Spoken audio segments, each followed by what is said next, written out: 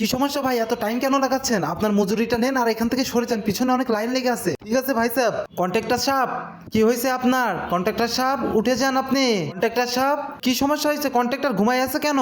বুঝতে পারছি না কন্ট্রাক্টরের কি হয়েছে, রাতভর মনে হয় জাগছে, ওই জন্য দিনে ঘুমাচ্ছে।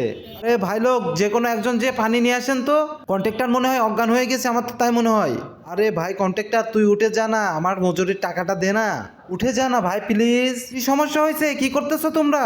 আরে ইয়ার, মিস্ত্রি কোথা থেকে চলে আসলো? মিস্ত্রিকে এই স্প্রেটা দিয়ে অজ্ঞান করেই দিতে হবে।